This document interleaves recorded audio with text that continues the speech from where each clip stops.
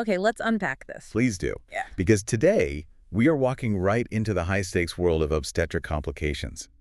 This is, where critical thinking, speed, and precision determine two lives. Exactly. Welcome to the deep dive. Our focus today is strictly on intrapartum complications, that critical window when labor is actively underway and things deviate from the expected, often at an alarming speed. Right. Our source material gives us these really detailed roadmaps into managing these obstetrical risks, and they illuminate the complex physiological interactions that govern labor. The fetus, the placenta, the uterine myometrium, and the cervix. And when that delicate balance is broken, it just demands immediate expert intervention. And that is precisely our mission for you, the listener. We are offering a specialized deep dive, kind of a shortcut to understanding not just what goes wrong physiologically, but the immediate step-by-step action plans required. We're really focusing in on the clinical decision-making. Right. So what nurses are monitoring, what they're assessing, and crucially, what specific life-saving interventions they absolutely have to initiate. Yeah, this isn't just about identifying the problem. It's about rapid pattern recognition, anticipating that next critical step, and then acting with a kind of structured speed. We're connecting these, complex risk factors directly to the non-negotiable patient care that's required. Because in these scenarios, whether we're talking about a massive hemorrhage or a mechanical obstruction during delivery minutes, and sometimes mere seconds, can fundamentally change the entire outcome. So we need to explore the nuance of those actions. Right down to the pharmacological contraindications that could endanger the patient if they're ignored. It's that deep. Let's begin with an increasingly common scenario that immediately raises the baseline risk profile: multiple gestation, or, multifetal pregnancy. Our sources confirm that the rate of multiple births is rising steadily. In a place like Canada, they recorded over 11,443 multiple births in 2024. And that rise is strongly linked to two major shifts, really. The use of fertility-enhancing medications, and, of course, the increasing age of childbearing mothers, particularly those over 35. It's a demographic trend that directly influences the complexity of care. It really does. Yeah. And before we dive into the risks, we should probably clarify the types. You have your monozygotic, where a single fertilized ovum splits early, resulting in genetically identical twins. And dizygotic. Right, where two separate ovules are fertilized by two separate sperm, so fraternal twins. And that distinction, it matters immensely, doesn't it? Particularly regarding how they might share a blood supply or membranes. Oh, absolutely. But, regardless of the zygosity, the mother carrying two or more fetuses is immediately placed on a high-risk trajectory. Okay, so I want to start with the most common complication listed in our material: preterm labor, PTL, and then, of course, preterm delivery. Why is this almost a given in multiple gestations? Well, the underlying cause is pretty straightforward. It's mechanical stress. It's uterine overdistension. So like a balloon stretched too far. Exactly. Think of the uterus as a balloon inflated way beyond its normal capacity. The muscle fibers, the myometrium, they get stretched so thin that the uterus becomes hyperirritable. This constant stress triggers the release of prostaglandins, which, are the things that initiate contractions just way too early. So what does that level of risk demand from the nursing team? I mean, in terms of vigilance. Relentless vigilance is the perfect term. You are proactively monitoring for very subtle PTL symptoms, even mild changes in vaginal discharge, intermittent cramping, that feeling of pelvic pressure, or just a low backache. And if labor does start, Then your monitoring becomes dual. Continuous FHR monitoring is mandatory for each fetus. That can require specialized equipment, sometimes two separate monitors, or even dedicated nurses. wow. And you have to be prepared to administer corticosteroids like bemethazone to accelerate fetal lung maturity and possibly give tocolytics, which temporarily relax the uterus, to just buy the fetuses more time in utero if the physician orders it. That same elevated hormonal state also contributes to hyperemesis gravidarum, right?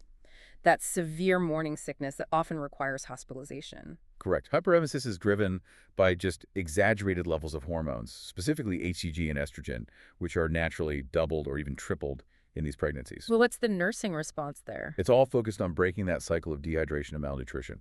4V hydration is paramount. We're often talking several liters to correct the dehydration. We give key antietics, but the critical, non-obvious step is monitoring electrolytes, Ah, okay. especially potassium and sodium, which can be severely depleted by continuous vomiting. That can cause its own set of problems. And what kind of teaching points are you giving to a patient who is struggling just to hold down water? You pivot entirely from standard dietary advice. You teach them that the goal is simply caloric intake they can tolerate. That's it. So small and frequent. Extremely small, sometimes every hour. And you focus on dry, bland, high-density foods. It's a psychological battle as much as a physiological one. You have to reinforce that any intake, any at all, is a victory. Okay, moving to cardiovascular stress, our sources show a significantly increased risk for gestational hypertension and preeclampsia, and they link it to the larger placental mass. Can you help us connect those two dots? How does a bigger placenta lead to higher blood pressure? It's related to the sheer volume of material the maternal circulation has to supply, and also the release of some very specific chemicals. The larger placental mass increases the total vascular resistance, and critically, it releases higher concentrations of what we call anti-angiogenic factors. Anti-angiogenic factors. Tell me more about that. Yeah. These factors essentially inhibit the growth of new, healthy blood vessels, and that leads to widespread endothelial damage, so damage to the inner lining of the blood vessels all throughout the mother's body. And that causes the high blood pressure. That systemic vasoconstriction results in high blood pressure, and when it gets severe, organ damage affecting the kidneys and the liver. This sounds like it requires a massive escalation in nursing assessment. It absolutely does. Frequent BP monitoring is just the baseline. You're looking for systemic signs of disease progression. So we assess deep tendon reflexes, DTRs, for hyperreflexia, which can signal neurological irritability that could lead to seizures. Okay. You check for massive edema. You look for that RUQ right upper quadrant pain, which indicates the liver capsule is stretching. And you relentlessly test for proteinuria, the sign of kidney involvement. And if it gets severe? If preeclampsia is severe, the nurse has to be prepared for the rapid, monitored administration of antihypertensives or potentially magnesium sulfate therapy to prevent eclampsia. That means setting up drip rates, initiating seizure precautions, and maintaining just strict vigilance over fluid balance and those DTRs. And the sheer demand of supporting multiple lives leads to another constant battle, anemia. Oh, yes. Maternal iron requirements just skyrocket. You're building red blood cells for 2 or more fetuses, plus the maternal plasma volume increases so drastically, which causes what we call a dilutional anemia. So proactive care is really the only defense there. It is. Patient teaching immediately centers on the necessity of high-dose iron and folic acid supplementation. And what's the clinical management look like? We monitor hemoglobin, HGB, and hematocrit HTT levels very closely. If severe anemia develops, it reduces the oxygen carrying capacity.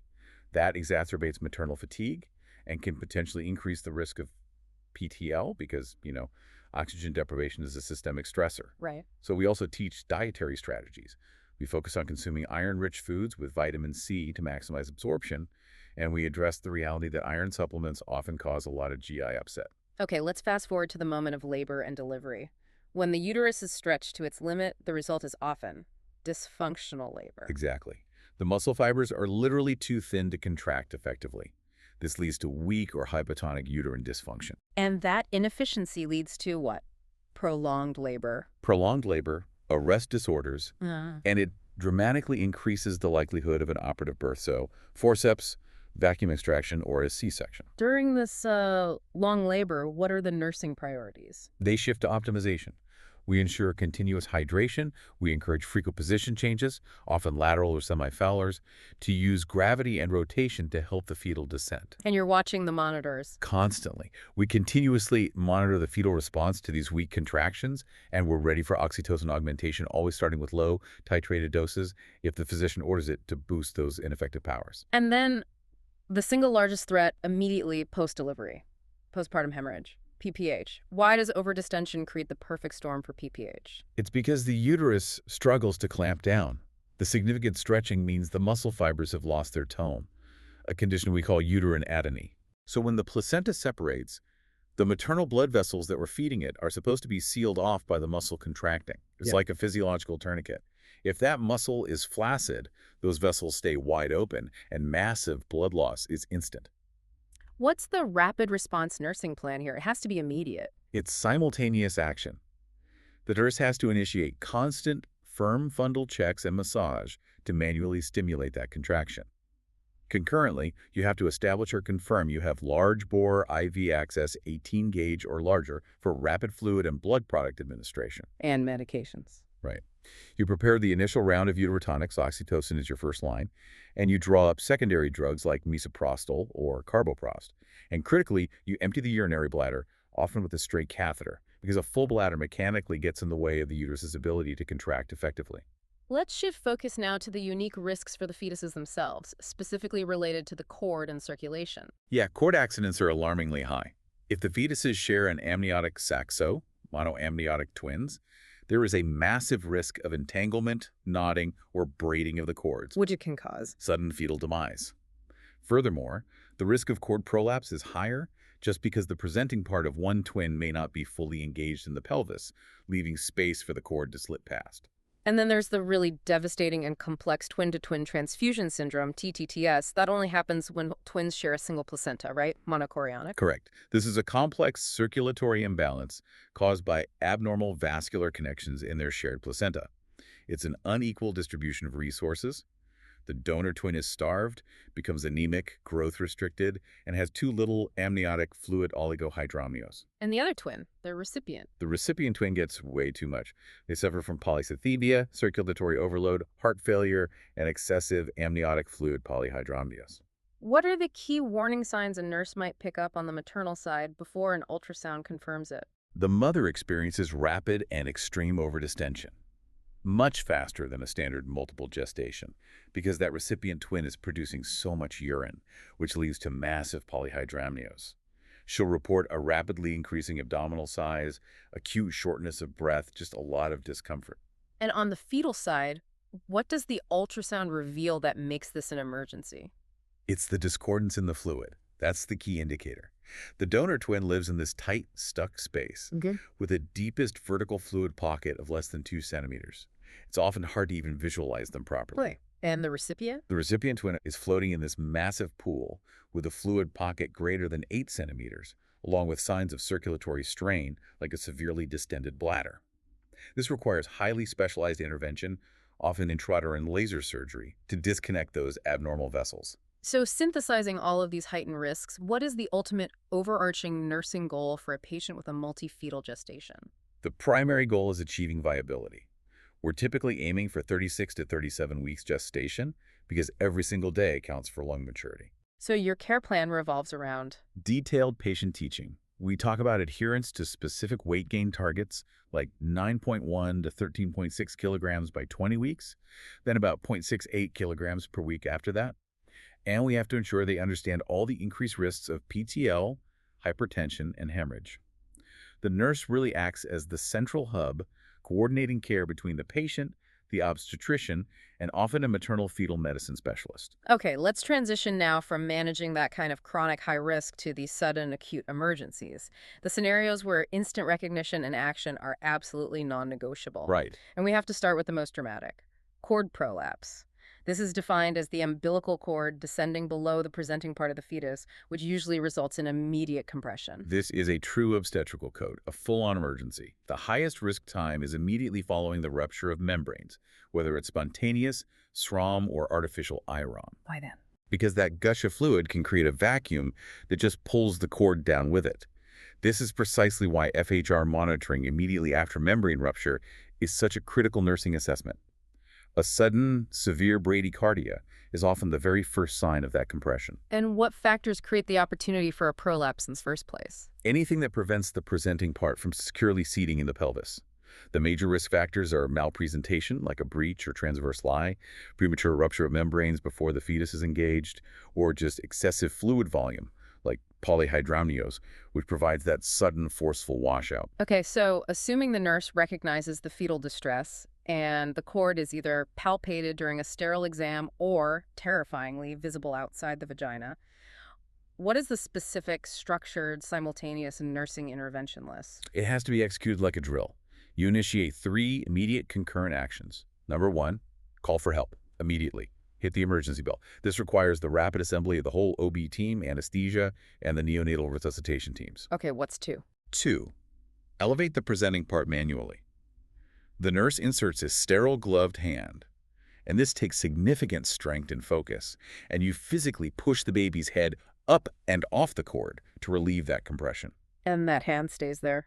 That hand stays in place, often during the transport to the operating room and until the baby is delivered via C-section. And number 3. You position the patient for gravity assistance. We use positions like the knee-chest position.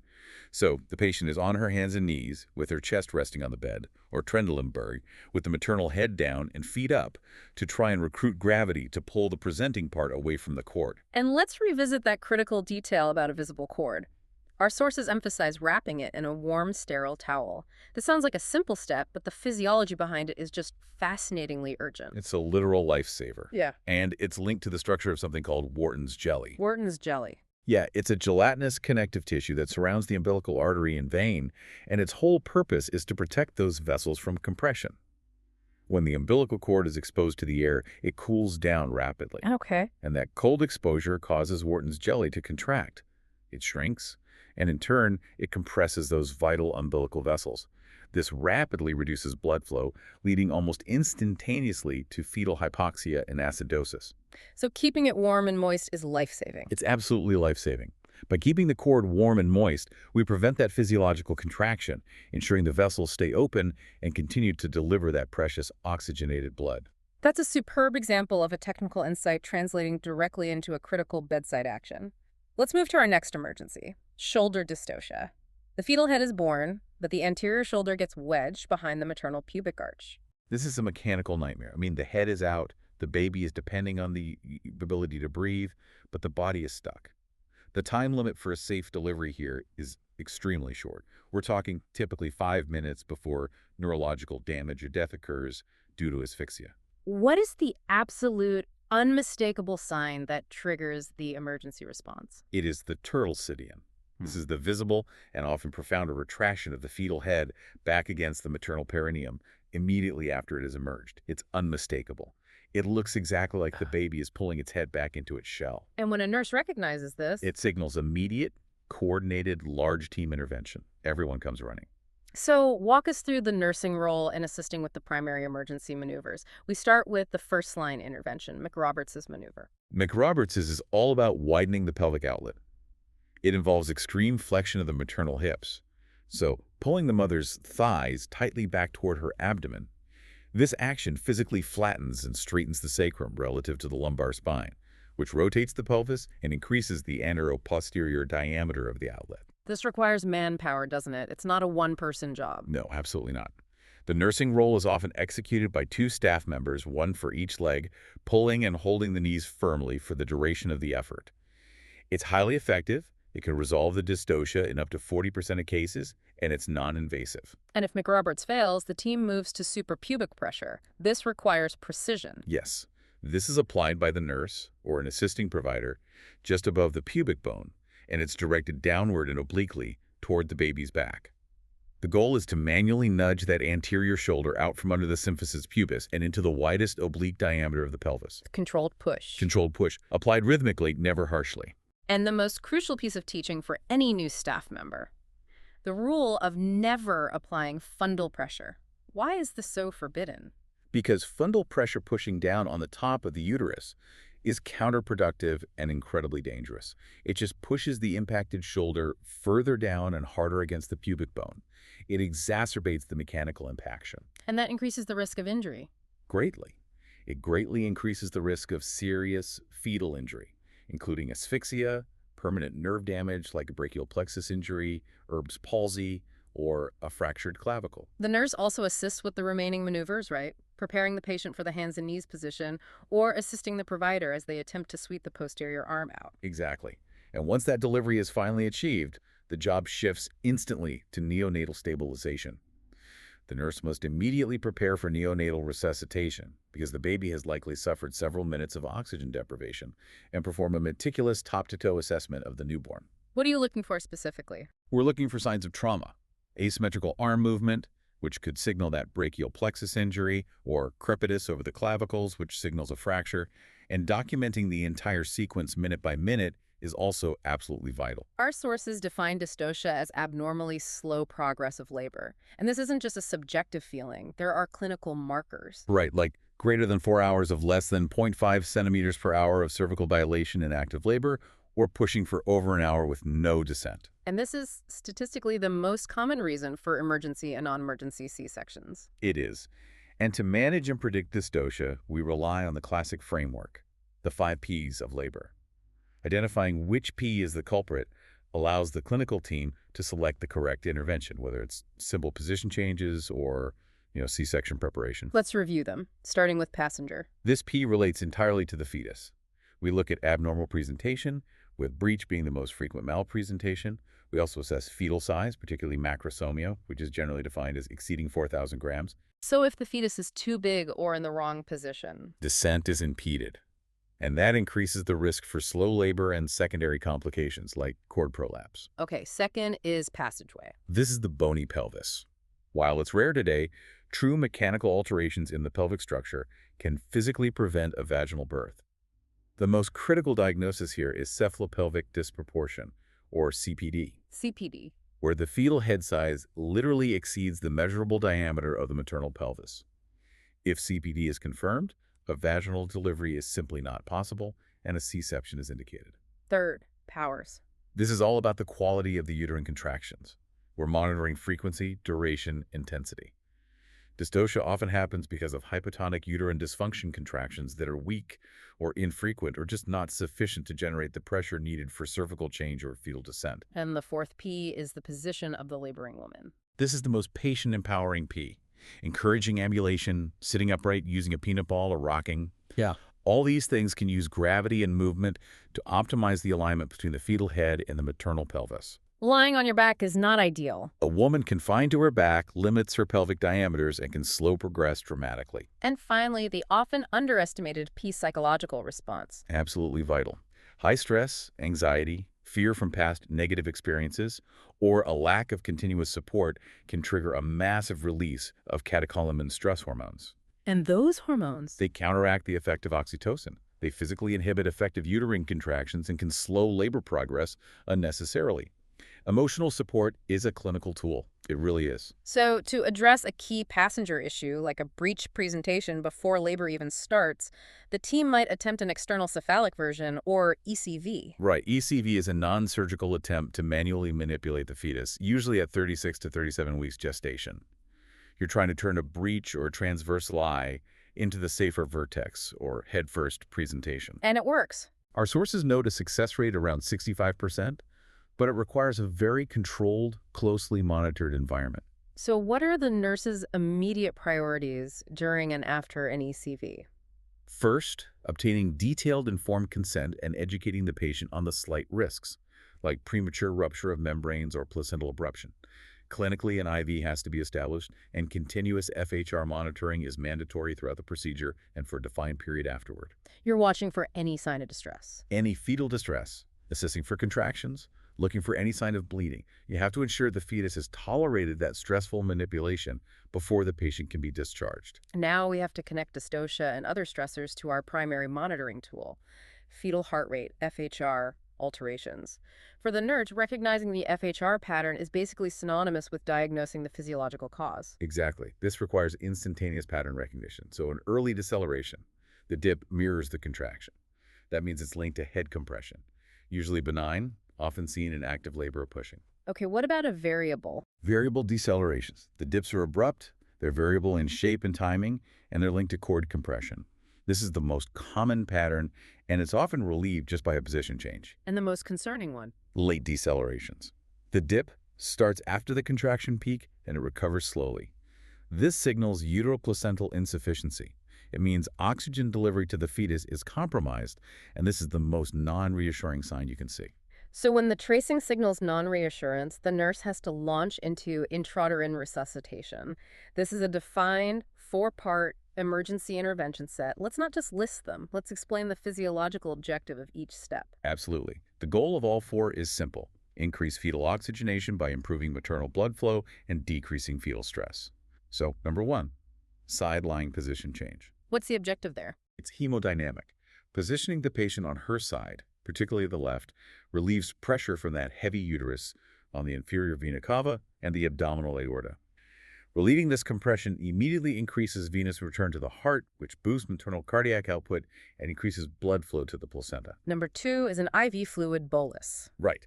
We typically infuse 500 to 1,000 ml of an isotonic solution like LR or normal saline.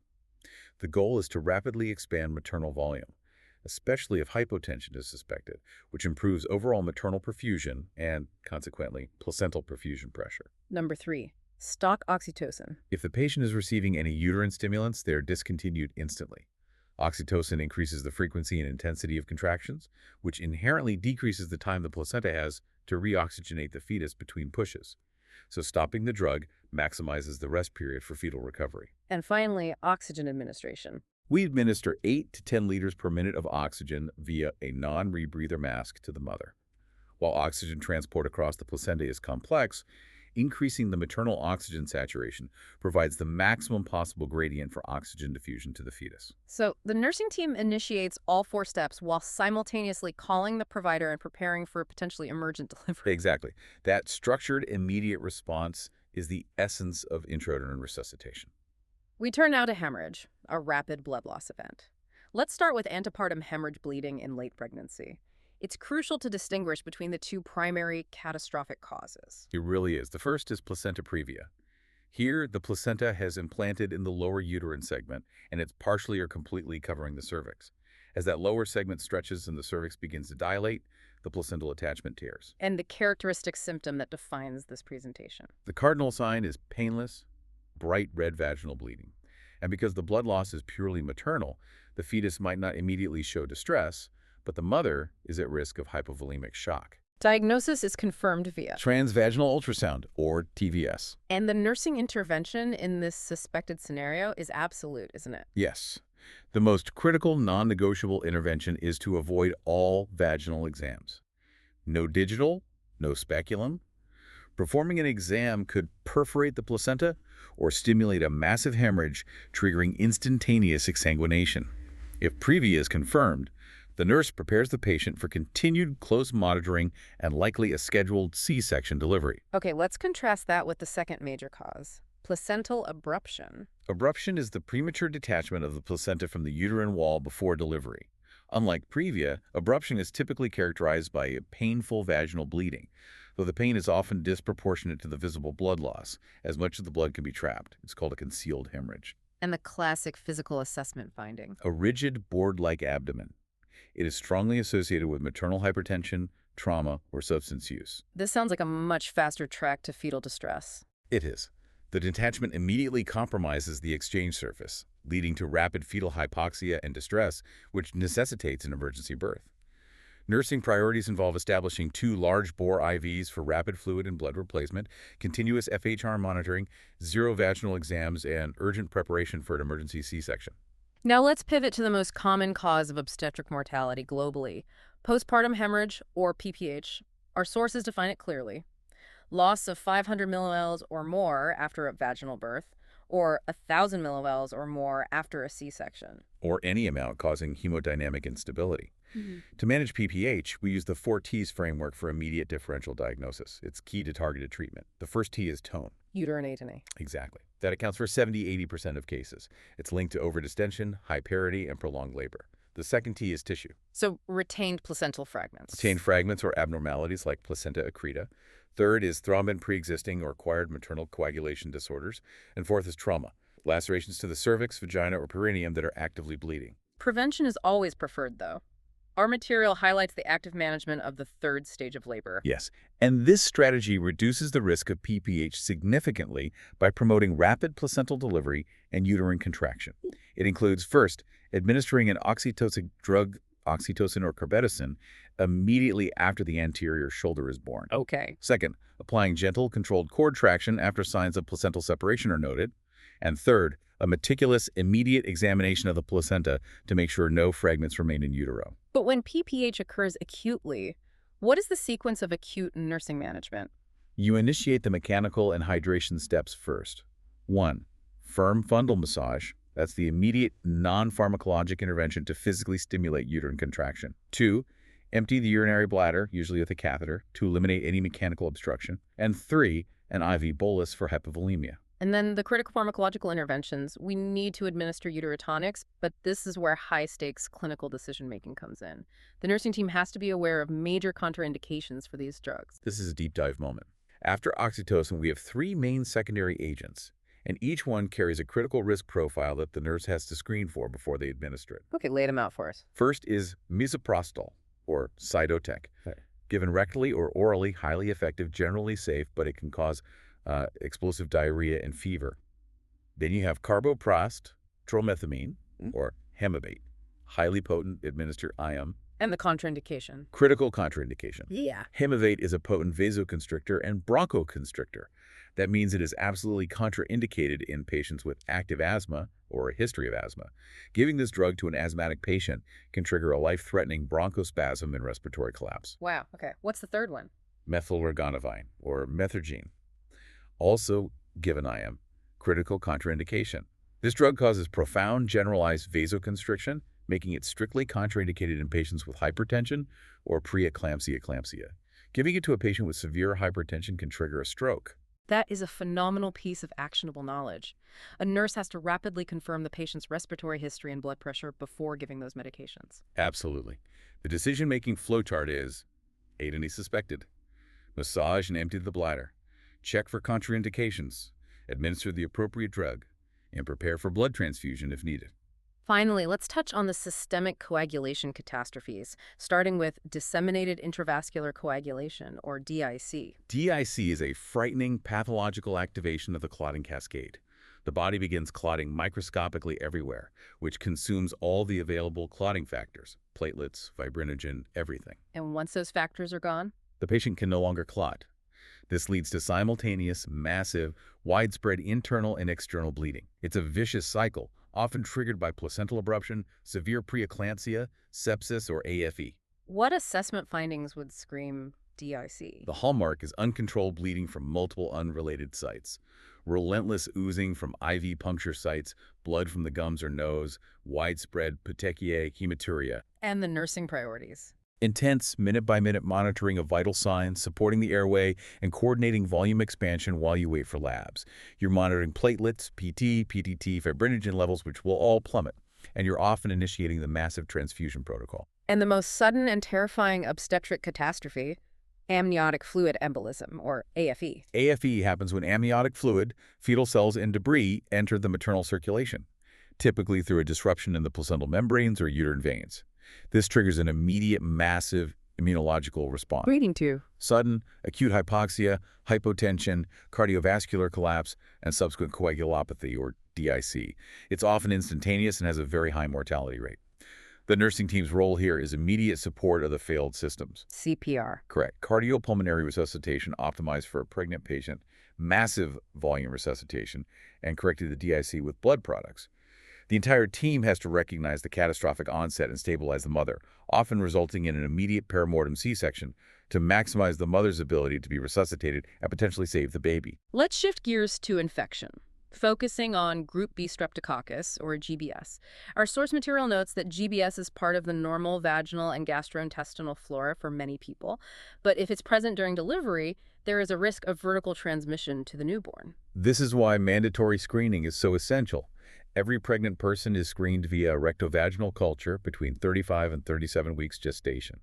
The primary concern is the potential for GBS to cause a severe neonatal infection.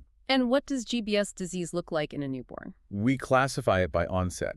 Early onset disease, EOD, occurs in the first 6 days of life, usually within 24 hours. It's acquired during the passage through the birth canal. This causes devastating sepsis, pneumonia, or meningitis. It carries a high mortality rate and a significant risk of long-term neurological damage. And there's a late onset disease, too. Yes. Late onset disease, or LOD, occurs later, from 7 days to 3 months. It often causes meningitis and is sometimes acquired from the environment rather than the mother. So if a patient screens positive, or if she has risk factors like preterm labor, prolonged rupture of membranes, or a fever during labor, what is the required prophylactic treatment? 4 immunoantibiotics are the standard of care. They're initiated once active labor begins or membranes rupture. The drug of choice is high-dose penicillin G, a loading dose of 5 million units, followed by 2.5 million units every 4 hours until delivery. And if there's an allergy? If the patient has a penicillin allergy, cefazolin or clindamycin are used, depending on the severity of the allergy. And here is the critical monitoring benchmark for the nurse, defining adequate prophylaxis. This is so vital for postpartum planning. Adequate prophylaxis is only achieved if the mother has received the loading dose and at least 4 hours have passed since that initial dose before the baby is delivered. What happens if the baby's born too quickly? If labor progresses too quickly and the baby is born after only, say, 3 hours of treatment or before the loading dose is even complete, the newborn is considered at risk. This necessitates close monitoring of the newborn for any signs of infection and mandatory notification to the receiving pediatrician for a focused 48-hour observation period. Moving on to delivery outcomes, specifically operative births. Operative vaginal birth, using instruments like the vacuum or forceps, are employed when labor is stalled, or the mother is exhausted, or the FHR tracing is non-reassuring. Right. And following these assisted deliveries, the nurse's primary focus shifts entirely to the newborn assessment for trauma. The instruments apply significant force, and you have to be vigilant for signs of injury. What specific head injuries are associated with the vacuum? We're assessing for two distinct types of swelling, cephalometoma and subgalley hemorrhage. A cephalometoma is localized swelling caused by blood pooling between the periosteum and the skull bone. It does not cross suture lines, it typically resolves, but it does increase the risk of jaundice. And the other one is more serious. Much more concerning is a subgaleal hemorrhage. This is where blood accumulates in the loose connective tissue under the scalp. It can cross suture lines, it's often large, and it can lead to significant rapid blood loss and shock. The nurse has to track the infant's head circumference and vital signs meticulously following a vacuum extraction. And the use of cesarean birth is also on the rise, reaching 33.9% of deliveries in Canada in 2022. It's used for complications like macrosomia, CPD, or multifetal pregnancy. A C-section demands an extensive set of nursing priorities. Preoperatively, securing IV access, drawing labs, confirming consent, and providing patient education. Intraoperatively, ensuring the safety of the mother, and, if it's a multiple gestation, ensuring 2 dedicated neonatal teams are present. And post-op. Post-operatively, the nurse returns to PPH vigilance. The risk is inherently higher due to the surgical trauma. You're monitoring the incision for signs of infection or hematoma and performing fundal checks, even through the dressing. Beyond the physical care, the psychosocial component of an unplanned C-section is often overlooked. It's critically important. Many patients feel a profound sense of loss or grief or even failure when their planned vaginal birth ends in an urgent surgical delivery. What's the nurse's role there? The role is therapeutic. You have to validate those feelings of disappointment, acknowledge the loss of the experience they hoped for, while reinforcing the central truth that the C-section was the necessary, life-saving intervention for the safety of both mother and baby. That validation really aids in psychological recovery. Finally, our sources provide a fascinating piece of preventive data, the most consistent approach to reducing the risk of a C-section overall. Yes, and it's not a technical intervention, it's the human factor. The consistent finding is that continuous early support during labor, whether from a doula, a dedicated nurse, or a trusted relative, significantly reduces the risk of operative birth. How does it work? This support facilitates ambulation, it encourages position changes, provides non-pharmacological pain management, and it helps manage that critical psychological component we talked about earlier. It minimizes the inhibitory effects of stress hormones. It is just a powerful testament to the impact of human presence on physiological processes. We have completed a comprehensive tour of intrapartum crisis management, from the chronic systemic demands of multiple gestation to the minute-by-minute responses required for cord prolapse and massive hemorrhage. And the unifying thread running through all of these complex scenarios is the expertise of the clinician. Every life-saving sequence we discuss relies entirely on prompt, accurate, vigilant nursing assessment. Right. Whether it's instantaneous FHR interpretation, meticulous fundal checks, or the immediate recognition of the turtle sign, this vigilance has to transition immediately into a structured, knowledge-based response. Like initiating the McRoberts maneuver. Or executing the 4 steps of intrauterine resuscitation. Or selecting the correct uterotonic while avoiding those critical contraindications. It truly underlines the expertise required in labor and delivery. But let's close on that powerful note of prevention. When you consider the sheer complexity of physiological risk and the technicality of the interventions we've discussed today, what simple factor do you think is most vital for minimizing risk and ensuring the best outcome beyond the drugs and the surgeries? I think we have to agree, based on the data, that it is the continuous human element, the support. That support minimizes fear and maximizes the body's natural efficiency. That simple presence allows all the technical expertise we discuss to have the greatest chance of success. A profound thought to end on. Thank you for joining us for this deep dive into critical intrapartum care. We'll see you next time.